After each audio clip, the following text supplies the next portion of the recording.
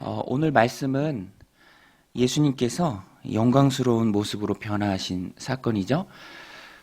제자들 특별한 그룹 3명, 베드로, 야고보, 요한 이렇게 따로 데리고 기도하러 가셨고 그곳에서 변화하셨습니다. 예수님께서는 이 복음서를 읽다 보면 한적한 곳에서 물러가셔서 기도한 일이 많이 있으십니다. 지금도 그렇죠. 집중해서 하나님께 기도하기에 좋지 않은 환경을 제공하는 모바일 기기나 그런 미디어들이 많이 있습니다. 당시에 그런 것은 없었지만 사람들이 그런 역할을 했죠. 예수님을 통해서 치유받고 또 가르침도 받았지만 그러니까 항상 예수님 주변에 끊임없이 사람들이 많이 있었습니다. 또 어떤 사람들은 필사적으로 매달리기도 했고요. 물론 그런 사람들을 가르치고 또 치료하고 고치는 것도 중요한 예수님의 사역이었지만 그 사역을 위한 힘을 공급받는 시간, 또 하나님 앞에 엎드려 기도하는 시간, 예수님에게 있어서 다른 어떤 것보다도 더 중요했다라는 것입니다. 그래서 한적한 곳, 전통적으로 이 변화산은 높은 산이죠. 헬몬산, 허르몬산으로 알려지고 있습니다. 그곳에 가셔서 기도에 힘쓰셨습니다. 오늘 우리도 바쁘고 분주한 일상 가운데 기도가 능력의 원천이잖아요. 하나님 앞에 힘을 공급받는 귀한 시간입니다. 그래서 예수님에게 헐몬산이 있었던 것처럼 오늘 우리도 한적한 곳, 또 집중해서 기도할 수 있는 장소, 하나님과의 교제에 또 초점을 맞춰서 기도할 수 있는 그런 마음, 시간, 또 장소, 그런 것들을 확보해야 한다는 것입니다. 베드로와 야고보, 요한, 예수님이 기도 시간이 좀 길어졌던 것 같아요. 그래서 좀 졸고 있었던 것 같습니다. 문득 이 잠에서 깨서 보니까 모세와 엘리야가 예수님과 더불어서 말씀을 나누고 있는 거예요. 베드로는 그 장면이 너무 감동적이었던 것 같습니다. 또 예수님도 영광의 모습으로 변화되어 있었죠. 그래서 베드로가 주님께 초막 셋을 짓자고 제안을 합니다. 오늘 말씀 33절인데요.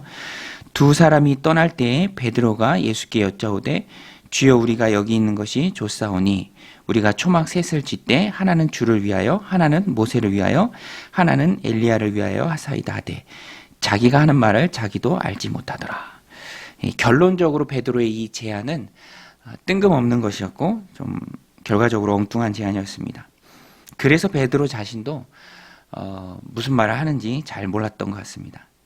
그냥 자기 좋은 느낌 그대로 말을 한 것 같아요. 충동적으로 말했습니다.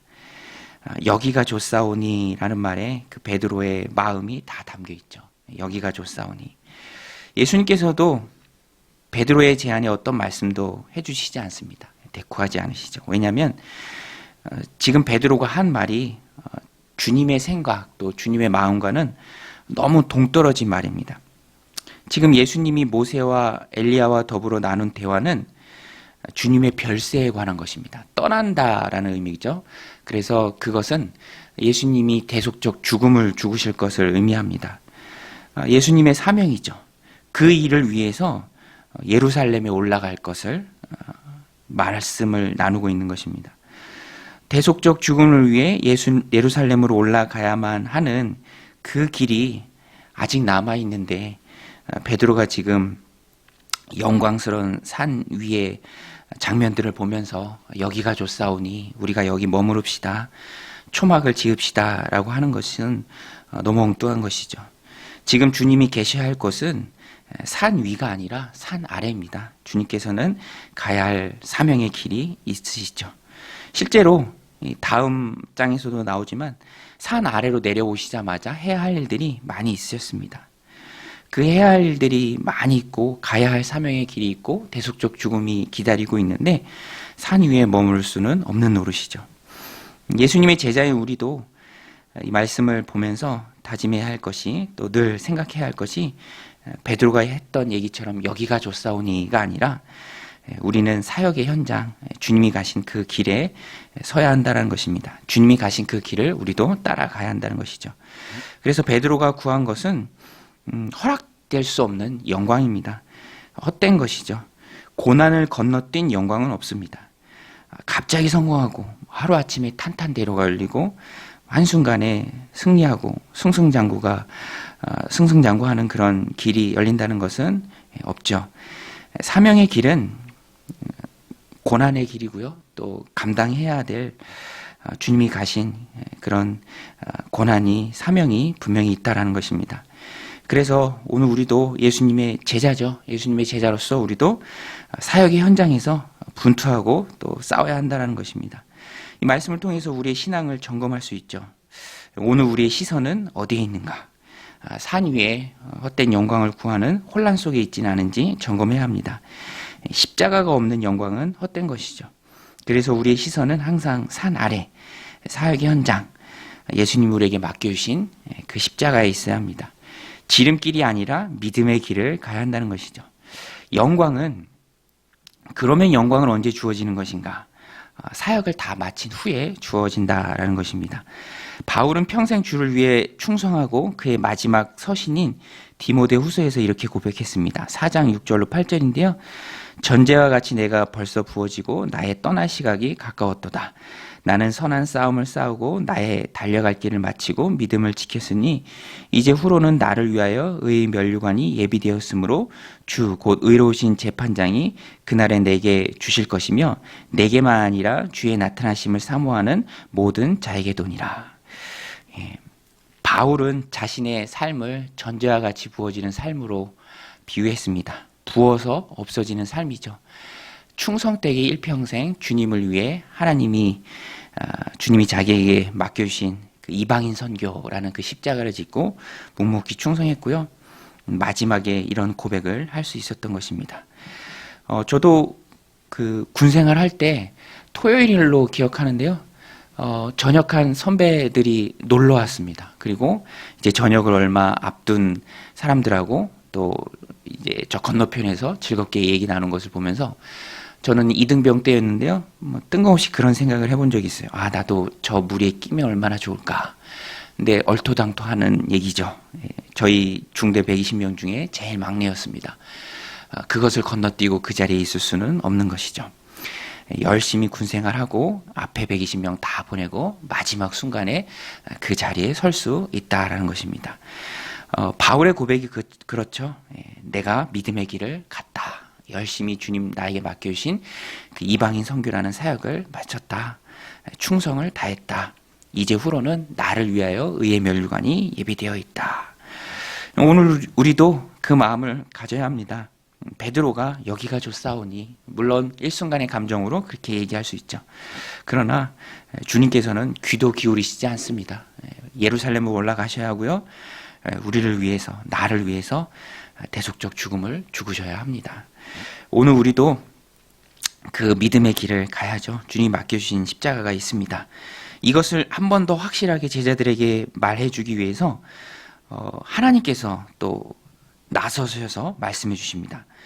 오늘 말씀에 보면 구름 속에서 소리가 나서 이르되 이는 나의 아들 곧 택함을 받은 자니 너희는 그의 말을 들으라 하고, 제자는 영광의 자리에서 여기가 좋사오니 하면서 그 영광을 누리는 사람이 아닙니다. 주님의 말씀이 무엇인지 그 말씀에 순종하는 사람이 제자인 줄로 믿습니다. 예수님이 하나님의 아들이심을 세상에 보여줄 수 있는 역할을, 그 사명을 맡은 자가 바로 제자죠. 어떻게 보여줄 수 있죠? 어떻게 예수님이 하나님의 아들이심을 세상에 밝히 드러낼 수 있습니까? 하나님 말씀하신 것처럼 순종입니다.